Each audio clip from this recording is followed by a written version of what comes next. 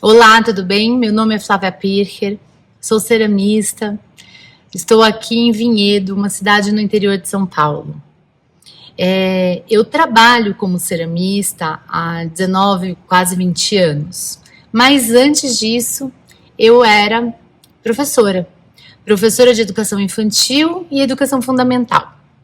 Comecei como assistente de classe quando eu tinha 15 anos. Naquela época a gente estudava magistério e a gente fazia estágio, e esse estágio virou meu primeiro emprego, e desde então eu estou na sala de aula sempre ensinando, o que eu adoro fazer.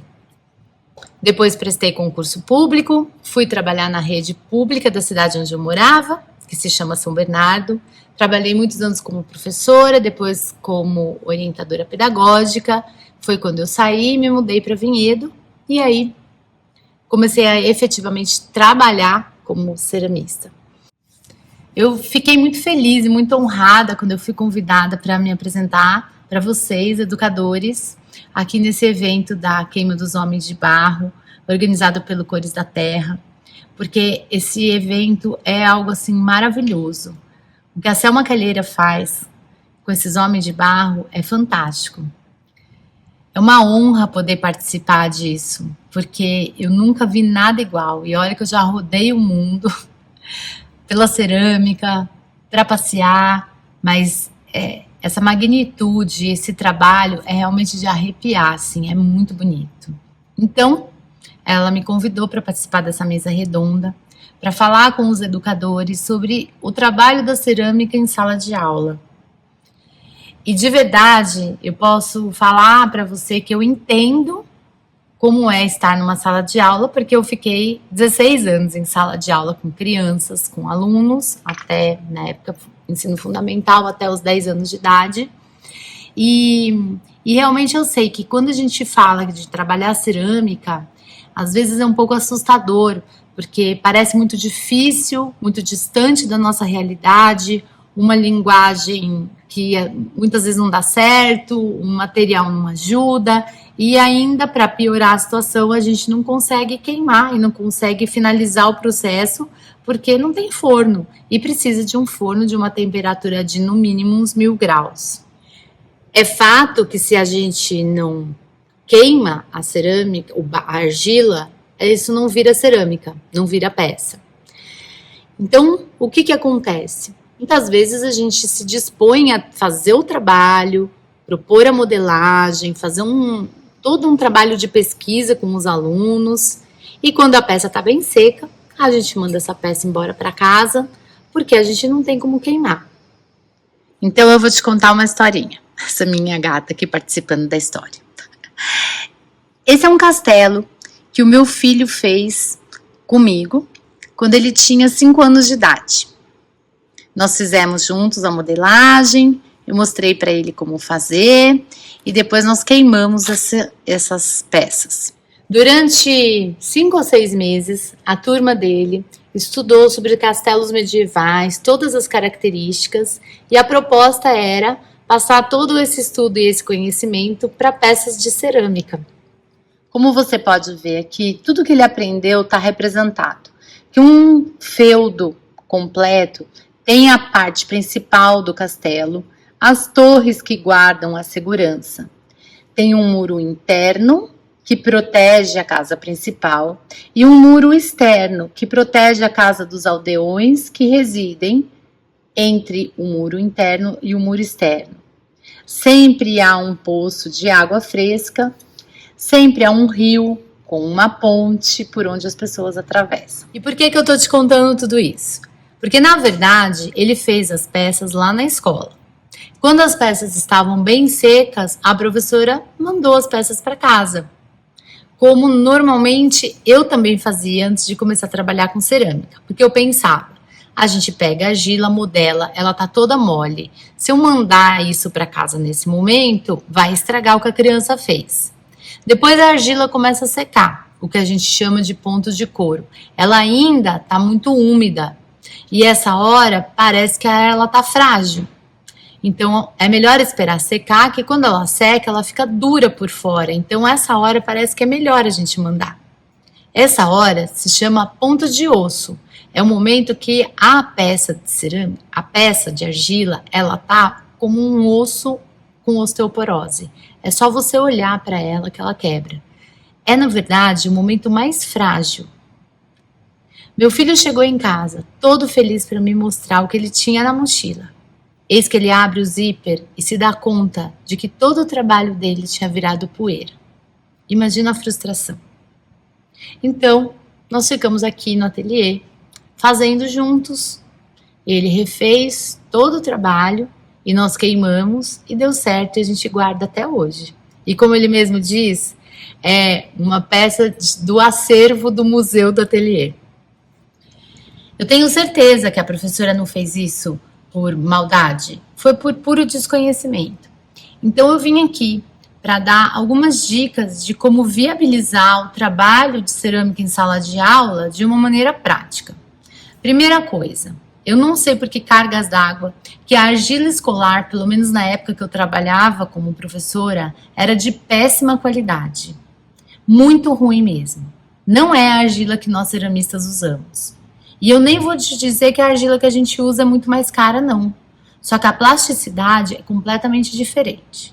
Então, testa essa argila escolar e veja se dá para trabalhar. Se não dá, procura uma argila de melhor qualidade. Argila é um material barato. A segunda coisa que eu posso te falar é o seguinte: conhecer algumas técnicas básicas de cerâmica é essencial. Por quê? Porque aí você vai aprender a modelar e passar esse conhecimento para os seus alunos para que eles consigam realmente fazer formas e que essas formas fiquem. Quando a gente pega duas partes de argila e junta uma na outra, a gente precisa ranhurar, passar uma água para colar, senão quando ela seca e quando ela queima, ela descola. Existem basicamente 5 técnicas simples, uma que a gente usa os dedos, outra que a gente usa uma corda, um cordão feito de argila, outra que a gente abre a argila como se fosse uma massa de pizza, que são técnicas básicas que você pode fazer qualquer tipo de peça.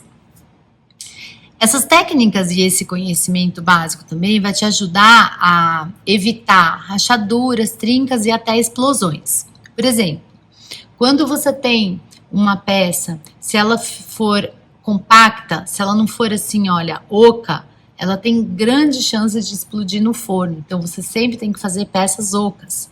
Se for uma escultura, por exemplo, você pode construir ela já oca no meio, ou você constrói ela maciça, corta, oca, como se fosse raspando por dentro com uma colher e depois recola essa peça. Essas dicas básicas, e são coisas simples, vão te ajudar muito. Aqui, olha, ele fez a torre e a telha da torre, o telhado. E essa parte aqui, ela é colada. Se você não fizer a colagem bem feita, o telhado vai desmontar. Então, essas técnicas, eu não consigo passar para vocês aqui, o vídeo é rápido, mas o que a gente pode combinar é o seguinte: se vocês querem aprender e não tem onde aprender, me escreve aqui pelo YouTube mesmo. Eu gravo um outro vídeo só com as técnicas básicas para viabilizar o seu trabalho com a modelagem de argila em sala de aula. Ainda na questão de conhecimentos técnicos, o processo de secagem é importante também, assim como você já sabe, que acabou de aprender, que quando ela está completamente seca e parece que ela está dura e boa, é a hora que ela está mais frágil, de ter bastante cuidado. E finalizar esse processo, seria a última dica, realmente queimando essa argila para que ela se transforme em cerâmica. Por quê? Porque você só finaliza o processo e só pode chamar de cerâmica quando essa argila é queimada e ela fica dura, rígida. E essa transformação é encantadora. Eu já vi alunos meus de cerâmica chorarem quando eles pegam uma peça na mão que eles modelaram, daquele monte de barro, fizeram e aí endureceu e a peça vira uma cerâmica. É emocionante. E é assim que você vai conquistar os seus alunos para que eles gostem de cerâmica, para que eles tenham vontade de fazer, quando eles verem todo o processo finalizado e a peça efetivada numa peça de cerâmica. Então, vale a pena conseguir viabilizar essa queima. Seja procurando ateliês parceiros que tenham um forno de cerâmica que possam queimar isso para você. Se vocês estão perto aí da Selma, eu tenho certeza que ela fará isso com o maior prazer. Ou seja construindo fornos caseiros, mas tem que ser forno de cerâmica, não serve o forno da cozinha, tá?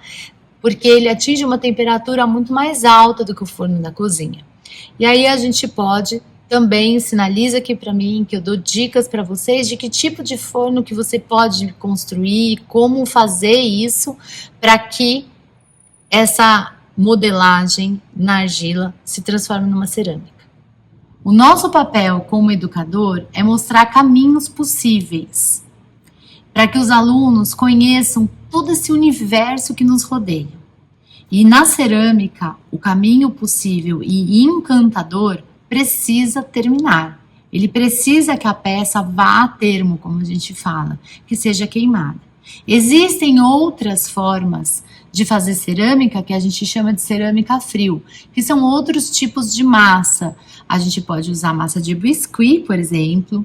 A gente pode usar uma massa que a gente mistura argila com cimento, com gesso e faz o que nós conhecemos como material autofraguante, que serve para fazer vasos ou peças decorativas, mas para ser uma cerâmica utilitária que passa por essa transformação, esse processo de enriquecimento, você precisa da queima. Essa queima, ela pode ser feita no forno elétrico, num forno a gás, num forno a lenha ou num forno a diesel. Existem vários tipos de forno. E normalmente a argila atinge uma temperatura de no mínimo uns 1000 graus para ficar assim rígida. Se você nunca fez cerâmica, eu te aconselho a fazer primeiro você uma peça, queimar e ter essa sensação de ver a sua modelagem transformada em cerâmica. É maravilhoso, é uma sensação indescritível. Se eu posso te dar assim um conselho legal nos primeiros momentos de contato do seu aluno com a argila, que você deixa explorar, sentir, tocar, cheirar, pisar, e tem gente que gosta até de comer. Tem uma argila terracota que ela parece um doce de leite. E tem gente que come mesmo e tem vontade de comer. Depois desse momento exploratório, é interessante você dar algumas orientações que seriam as orientações básicas, que seriam essas técnicas básicas de modelagem, para que o aluno conheça o mínimo necessário para, num terceiro momento, conseguir viabilizar uma ideia que ele tem na cabeça de modelagem, seja uma escultura, uma peça utilitária, o que for. E aí, nesse terceiro momento, quando você dá liberdade para que a criança, o aluno, faça o que ele quiser, seria muito interessante que você associe essa proposta a algum input, algum repertório, que você alimenta o repertório visual desse aluno com peças de cerâmica, de ceramistas, que ele veja possibilidades de trabalho. E aí pesquisar nomes de ceramistas brasileiros como Brenan, Mestre Vitalino e outros ceramistas contemporâneos que a gente tem aqui, que exploram toda a nossa cultura e se expressam através desse material que é o barro. O legal da cerâmica é que é um material fácil de malear, de moldar, ele é muito maleável e ele se presta desde a decoração, da escultura de museu, do prato da cozinha, ele pode ser 1000 coisas. Então são muitas possibilidades, você pode explorar muitos temas e fazer muitas coisas. A minha sugestão é que você experimente antes, seja picado por esse bichinho da cerâmica, porque depois que a gente gosta, que a gente conhece, a gente não larga mais. E aí você vai realmente conseguir transmitir essa vontade, esse gosto, esse amor pela cerâmica para os seus alunos. E você vai ver que é encantador. Eu Vou deixar esse vídeo aqui no canal do YouTube de propósito para que vocês tenham um canal direto de comunicação comigo, que eu terei o maior prazer em ajudar. E aí, se vocês tiverem dúvidas ou precisarem de apoio nessa jornada, seja para conhecer as técnicas, seja para entender um pouco mais sobre queima ou conhecer artistas, fiquem à vontade para escrever. E aí, na medida do possível, eu posso no futuro ir gravando outros vídeos para te ajudar na sua jornada como educador, para mostrar para os alunos que cerâmica é tudo de bom. Obrigada.